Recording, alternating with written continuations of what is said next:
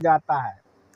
रघुपति प्रथम प्रेम अनुमाना, भगवान राम पिछले प्रेम का अनुमान लगा रहे हैं कि ये मेरे पिता सिर्फ मेरे शरण में कोई आ जाए तब मोक्ष दे देते हैं, मुक्ति मिल जाता है, निजात साल्वेशन मिल जाता। आई मेरे पिता को मुक्ति नहीं मिला, जबकि मनु शत्रुपा के रूप में 10,000 वर्ष इन्होंने तपस्या किया एक पांव पर खड़ा होकर के।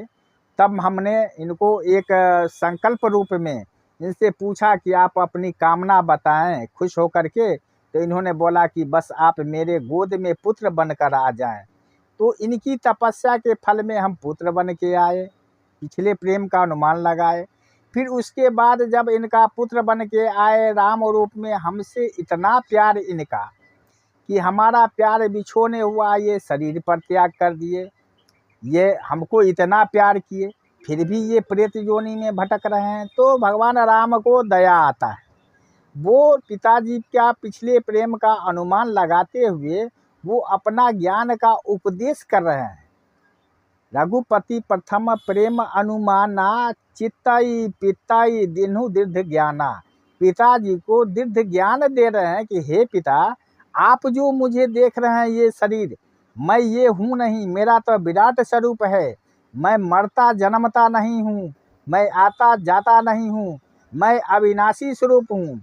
ये पूरी कथा जब वो कह रहे हैं चित्तई पितई दिन्हु दीर्घ ज्ञाना, फिर भी तो वो सुनने से कितने लोगों के मन में आता है कि सद विचार सुनने से भी हम भगत हो जाए, लेकिन फिर भी मुक्ति नहीं मिला। ताते उमा मोक्ष नहीं पायो, ये शंकर भगवान मैया पार्वती को ये शब्द सुना रहे हैं कि हे उमा, फिर भी राजा दशरथ को मुक्ति नहीं मिला। क्यों? वो तो श्रवण कर रहे थे, विचार सुन रहे थे। क्यों? दशरथ भेद भक्ति मन लायो, राजा दशरथ के मन में भेद भक्ति आ गया था। ये निराकार में परमात्मा अविनाशी परमात्मा है इसमें, और साकार सतगुरु में साकार शरीर में ये भेद भक्ति आ गया था कि दोनों अलग अलग है, जबकि दोनों एक ही सिक्का का पहलू होते हैं, साकार और निराकार। भेद भक्ति के कारण राजा दशरथ को मुक्ति नहीं मिला। दीर्घ ज्ञान का उपदेश तो किए, ताते उमा मोक्ष नहीं पायो। क्यों? दशरथ भेद भक्ति मन लायो, सगुन उपासक मोक्ष न लेहि।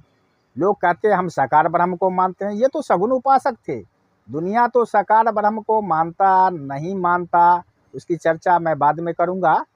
लेकिन ये तो वर्तमान साकार के उपासक होते हुए भी मुक्ति नहीं मिला, क्योंकि ताते उमा मोक्ष नहीं पायो, दशरथ भेद भक्ति मान लायो, सगुन उपासक मोक्ष न लेहि, तिन कहूँ राम भक्ति निज देहि। फिर भगवान राम निज स्वरूप का, विराट स्वरूप का बोध कराते हैं, दर्शन कराते हैं। जिस प्रकार भगवान कृष्ण जी महाराज अर्जुन को विराट स्वरूप का दर्शन कराते हैं, प्रेत जोनि में अति कृपा करके उस पिता की रूह को इस विराट का दर्शन कराते हुए बताते हैं कि हे पिता मैं ये हूँ। तो अब शब्द देखे कि यहाँ तो पिता पुत्र का रिलेशन है। पहले अनुज सहित प्रभु बंधन किन्हा, आशीर्वाद पिता तब दिन्हा, यही लंका कांड का शब्द है।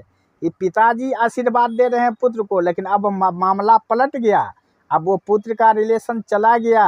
अब बार बार करी प्रभु ही प्रणामा, अब राजा दशरथ जी पुत्र को, भगवान राम को नमस्कार कर रहे हैं राम जी के आशीर्वाद से।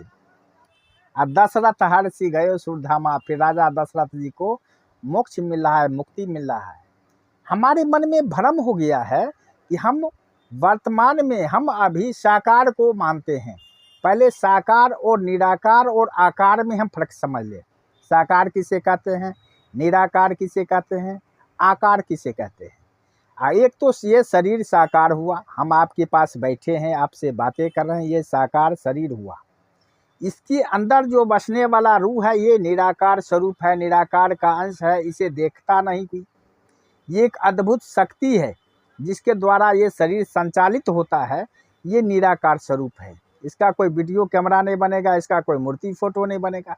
लेकिन इस शरीर का कोई अगर फोटो बना ले, मूर्ति बना ले, फोटो खींच ले, तो उसे हम क्या कहेंगे, साकार कहेंगे कि निराकार कहेंगे? ये तो कुछ नहीं हुआ, वो तो हमारा आकृति है। संसार तो आज आकृति में उलझ गया।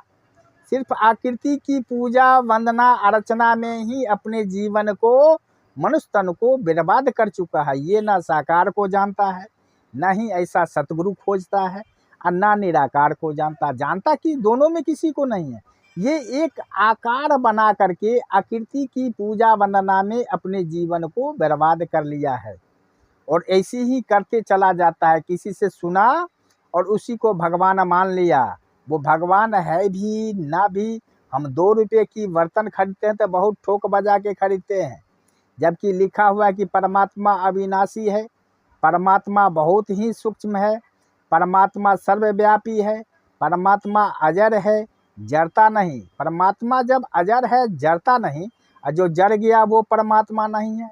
परमात्मा सर्वव्यापी है, जो एक जगह स्थापित है, ये परमात्मा नहीं है। परमात्मा अमर है, और जो गल गया पानी से या वो डुबो दिए चला गया, वो परमात्मा नहीं है। परमात्मा निर्लेप है, जिसमें लेप लग गया, कोई दाग लग गया, तो वो परमात्मा नहीं है। परमात्मा अचर है, परमात्मा अविनाशी है, अचर है, निर्लेप है, निर्गुण है, सर्वगुण संपन्न है, घट घटवासी है। ये एक जगह बस रहा है। हम परमात्मा किसे कह रहे हैं?